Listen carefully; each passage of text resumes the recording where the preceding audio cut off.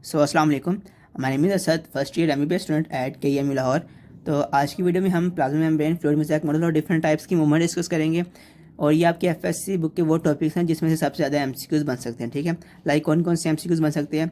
जैसे हमने पढ़ा हुआ है कि ग्लूकोज सेल में एंटर होता है इंसुलिन के ज़रिए, इंसुलिन ग्लूकोज को सेल में एंटर करवाती है। ठीक है, तो जब इंसुलिन के ज़रिए ग्लूकोज सेल में एंटर होगा तो वो कौन सी मूवमेंट होगी, क्या वो फैसिलिटेटेड डिफ्यूजन होगी, क्या वो चैनल मीडिएटेड होगी, क्या वो एक्टिव ट्रांसपोर्ट होगी। ठीक है, इसी तरह हमने पढ़ा हुआ है कि आपके डिफरेंट सेल में जो सेल मेम्ब्रेन होती है उसमें सोडियम गेट्स होते हैं, उसमें कैल्शियम गेट्स होते हैं। ठीक है, तो इन गेट्स के ज़रिए कौन सी मूवमेंट होती है। ठीक है, तो ये सब MCQs हम डिस्कस करेंगे।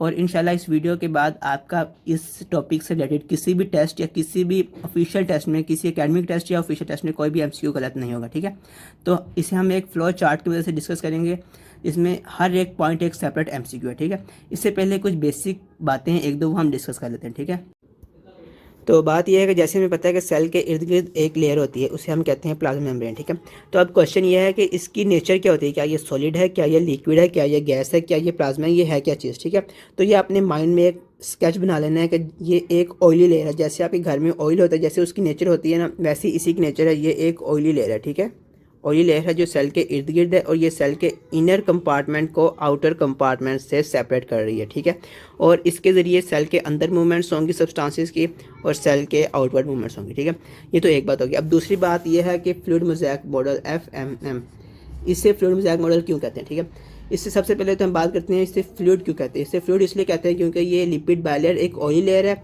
और इस वजह से हम इसे फ्लूइड कहते हैं। ठीक है, तो फ्लूइड रिप्रेजेंट्स द लिपिड्स। ठीक है, अब बात करते हैं मोज़ेक की। ठीक है, ये लिपिड बायलेयर ऑयली लेयर में कुछ जगह पे सॉलिड पार्टिकल्स स्कैटर्ड होते हैं। ठीक है, स्कैटर्ड सॉलिड पार्टिकल्स होते हैं मोज़ेक मैनर में, और ये सॉलिड पार्टिकल्स होते क्या हैं, ये होती हैं प्रोटीन्स। ठीक है, मोज़ेक मैनर में ये स्कैटर होती है, इसलिए mosaic manner represents the proteins in the lipid bilayer. ठीक है, तो ये थी कुछ बेसिक बातें। अब हम वापस अपने फ्लो चार्ट पे आते हैं।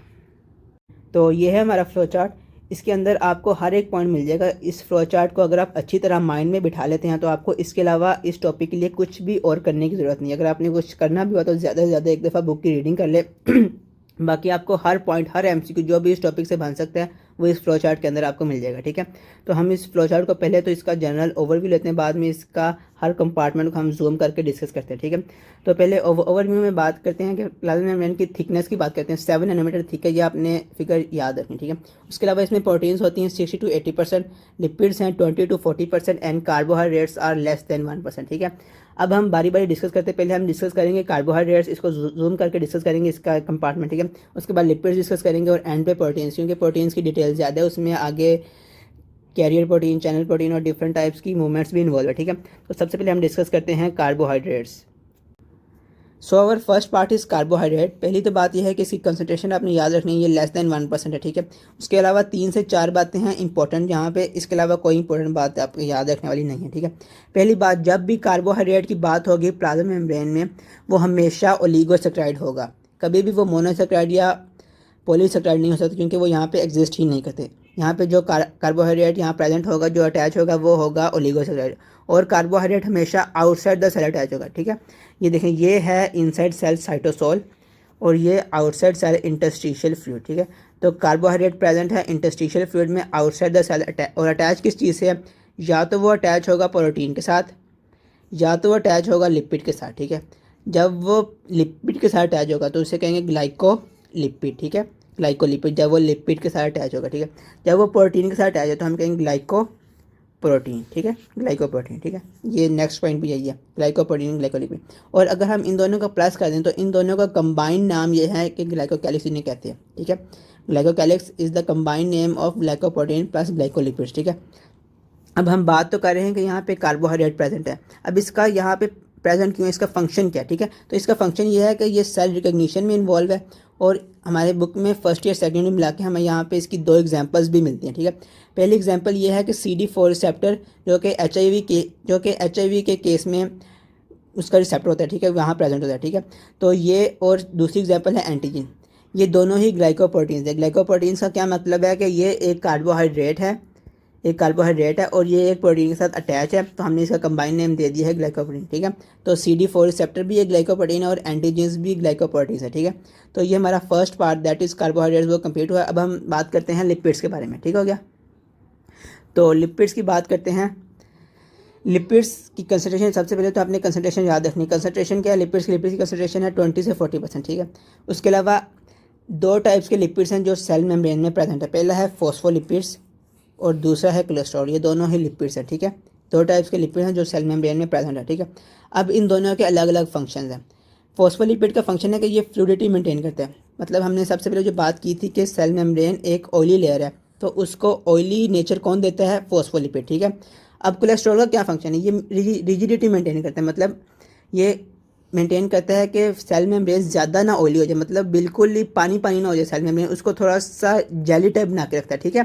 तो कोलेस्ट्रॉल इसकी रिजिडिटी मेंटेन करता है और फॉस्फोलिपिड इसकी फ्लूइडिटी मेंटेन करता है, ठीक है। अब ये आपको इसका स्ट्रक्चर डिटेल में आपको फर्स्ट ईयर की बुक में सेकंड चैप्टर में मिल जाएगा। वहाँ से आप इसको डिटेल में स्ट्रक्चर फॉस्फोलिपिड का स्ट्रक्चर वहाँ से पढ़ सकते हैं। फॉस्फेट ग्रुप होता है, एक ग्लिसरॉल होता है और एक फैटी एसिड होता है, ठीक है। और ये जो फॉस्फेट ग्रुप है ये इसका हाइड्रोफिलिक पार्ट है और ये जो इसकी टेल है ये इसका हाइड्रोफोबिक पार्ट है, ठीक है।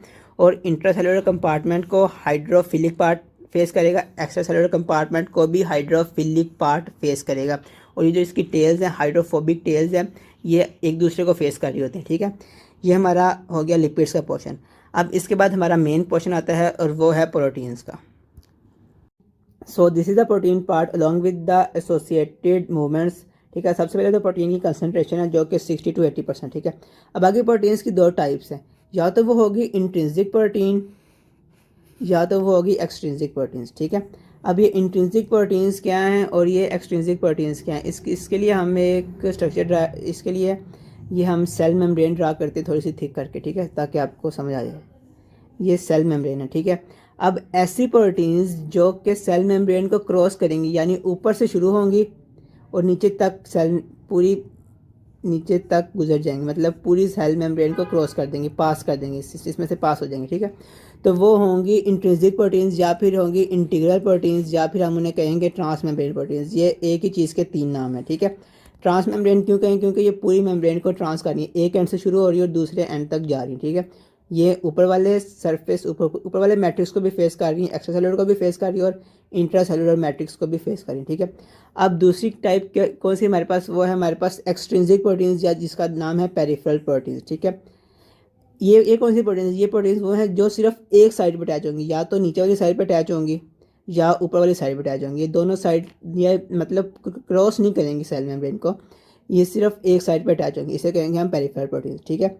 इसके बारे में इतना ही याद रखना है और इतनी डिटेल काफ़ी है, ठीक है। अब आगे इंटीग्रल प्रोटीन के आगे दो टाइप्स हैं, इसको हमने डिटेल में पढ़ना है क्योंकि यही आगे चैनल प्रोटीन्स और कैरियर प्रोटीन्स में इन्वॉल्व है, ठीक है। इंटीग्रल प्रोटीन्स के आगे दो टाइप्स हैं, या तो वो होंगी अल्फ़ा हेलिक्स की फॉर्म में या होंगी ग्लोबुलर फॉर्म में, ठीक है। अल्फ़ा हेलिक्स और ग्लोबुलर ये दोनों प्रोटीन्स की कन्फिग्रेशन है, वही हैं जो हम सेकंड चैप्टर फर्स्ट ईयर में पढ़ते हैं प्रोटीन कन्फिग्रेशन में, ठीक है। अब वहाँ से इसकी डिटेल्स पढ़ सकते हैं कि अल्फ़ा हेलिक्स क्या होता है और ग्लोबुलर शेप कौन सी होती है, ठीक है। आगे ट्रांस मेम्ब्रेन प्रोटीन्स का हमने बात कर ली कि क्यों कहते हैं ट्रांस मेम्ब्रेन, क्योंकि ये पूरी मेम्ब्रेन को ट्रांस कर रही होती हैं, एक एंड से शुरू होती हैं दूसरे एंड तक जाती हैं, ठीक है। अब आगे इनकी दो टाइप्स हैं, ठीक है। ये दो टाइप्स बहुत इंपॉर्टेंट हैं। पहली टाइप है चैनल प्रोटीन और दूसरी टाइप है कैरियर प्रोटीन, ठीक है। अब हम इसको बारी बारी डिस्कस करते हैं कि चैनल प्रोटीन क्या होती है और कैरियर प्रोटीन क्या होती है, ठीक हो गया। तो पहला पॉइंट तो ये है कि चैनल प्रोटीन्स की कभी शेप चेंज नहीं होती, ठीक है। इनकी शेप इस तरह की होती है और ये इस तरह की ही रहती है, ठीक है। जबकि कैरियर प्रोटीन्स की शेप चेंज होती है, ये एक एंड से मॉलिक्यूल को कैरी करते हैं, अपनी कन्फिग्रेशन चेंज करते हैं और दूसरे एंड पे मॉलिक्यूल को रिलीज़ कर देते हैं, इसलिए इन्हें कैरियर कहते हैं। और इसलिए इन्हें चैनल इसलिए कहते हैं क्योंकि इनकी शेप चेंज रहती है, एक चैनल है यहाँ से एक मॉलिक्यूल पास कर सकता है, ठीक है। पहला पॉइंट तो ये हो गया शेप चेंज होगी। दूसरा पॉइंट ये है कि चैनल प्रोटीन से हमेशा और हमेशा पैसिव ट्रांसपोर्ट होगी, यहाँ से कभी एक्टिव ट्रांसपोर्ट नहीं हो सकती, जबकि कैरियर प्रोटीन से एक्टिव भी हो सकती है और पैसिव भी हो सकती है। अब एक्टिव कब होगी और पैसिव कब होगी? जब along the concentration gradient molecules move करेंगे from high concentration to low concentration through carrier protein, तो हम उसको कहेंगे ये हमारे पास हो गया पैसिव, ठीक है। लेकिन अगर फ्रॉम डाउन टू अपर मतलब लो टू हाई कंसनट्रेशन अगर मॉलिक्यूल्स मूव कर रहे हैं थ्रू ATP, तो उसे हम कहेंगे पैसिव। ये दोनों मूवमेंट्स कैरियर प्रोटीन्स करवाती हैं, ठीक है। जो पैसिव मूवमेंट करवाएगी कैरियर प्रोटीन, उसका एक स्पेसिफिक नाम है और उसे हम कहते हैं फैसिलिटेटेड डिफ्यूजन, ठीक है। जबकि जो डिफ्यूजन चैनल के ज़रिए होगी उसे हम कहते हैं चैनल मीडिएटेड डिफ्यूजन, ठीक है। ये यहाँ पे कुछ पॉइंट्स है, अब हम यहाँ डायग्राम में डिस्कस करते हैं। तो सबसे पहले तो ये है कि हमारे पास O2, CO2 और अल्कोहल, मतलब जो स्मॉल मॉलिक्यूल्स है, ठीक है। ये स्मॉल मॉलिक्यूल्स है, इनको सेल मेम्ब्रेन से क्रॉस करने के लिए किसी स्पेसिफिक प्रोटीन, चैनल प्रोटीन या कैरियर की ज़रूरत नहीं है। ये डायरेक्टली लिपिड बायलेयर से क्रॉस करके दूसरी साइड पे आ सकते हैं, इसलिए ये हो गई हमारे पास सिंपल डिफ्यूजन। उसके बाद हमारे पास आता है वाटर, ठीक है। वाटर लिपिड में इनसॉल्युबल है, ये लिपिड लेयर खुद से क्रॉस नहीं कर सकता, इसे चाहिए एक चैनल प्रोटीन, ठीक है। ये चैनल प्रोटीन है और ये वाटर इसके अंदर से पास करेगा, इस तरफ आ जाएगा और ये हो जाएगी ओस्मोसिस, ठीक है। अगर हम इसे ओस्मोसिस की बजाय कुछ और कहना चाहें तो हम इसे कहेंगे ये हमारे पास हुई है चैनल मीडिएटेड डिफ्यूजन, क्योंकि वाटर एक चैनल के ज़रिए सेल में एंटर हो गया, ठीक है। ये पॉइंट क्लियर हो गया। अब इसके बाद हम चलते हैं थर्ड पॉइंट जो है ग्लूकोज, ठीक है। ग्लूकोज एक लार्ज मॉलिक्यूल है, ये डायरेक्ट लिपिड बायलेयर क्रॉस करके एंटर नहीं हो सकता, इसके लिए हमारे पास होते हैं कैरियर प्रोटीन्स, ठीक है। समझ ले ये प्रोटीन्स है, एक इंसुलिन की प्रोटीन है, ये यहाँ से ग्लूकोज के मॉलिक्यूल को कैरी करेगी, अपनी कॉन्फ़िगरेशन चेंज करेगी और दूसरी साइड पे ग्लूकोज को छोड़ देगी, ठीक है। अगर तो ये अलोंग द कंसंट्रेशन ग्रेडियंट हो रहा है तब इसे हम कहेंगे फैसिलिटेटेड डिफ्यूजन, ठीक है। फैसिलिटेटेड क्यों कहेंगे, क्योंकि ये कैरियर प्रोटीन के जरिए हो रहा है। लेकिन अगर कैरियर प्रोटीन के ज़रिए जो मूवमेंट है वो लॉन्ग द कंसंट्रेशन ग्रेडियंट नहीं बल्कि एंगेज्ड हो रही है, मतलब लोड हाई हो रही है, तो हम उसे कहेंगे एक्टिव ट्रांसपोर्ट। वो यहाँ पे शो नहीं की हुई है, जो सब एग्जांपल्स हैं ये सारी की सारी पैसिव, ये सब पैसिव ट्रांसपोर्ट, ठीक है।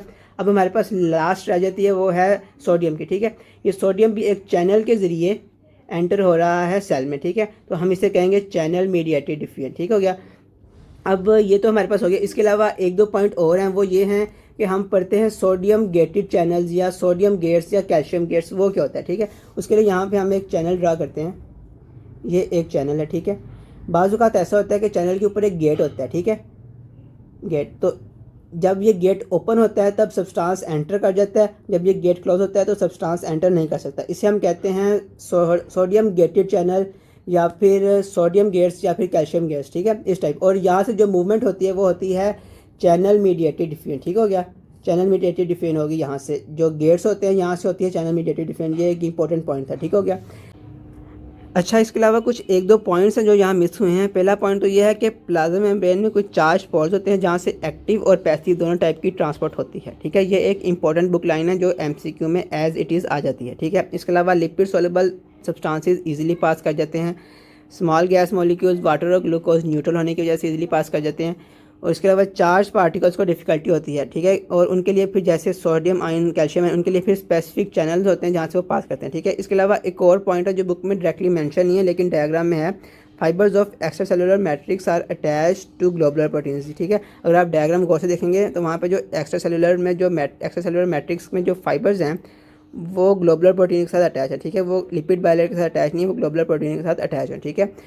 तो ये थी आज की वीडियो। होप सो आपको अच्छी लगी होगी। इसके अलावा अगर आप किसी और टॉपिक की वीडियो चाहते हैं तो कमेंट में ज़रूर बताएं, और अगर कंटेंट अच्छा लग रहा है तो लाइक शेयर और सब्सक्राइब लाजमी करें।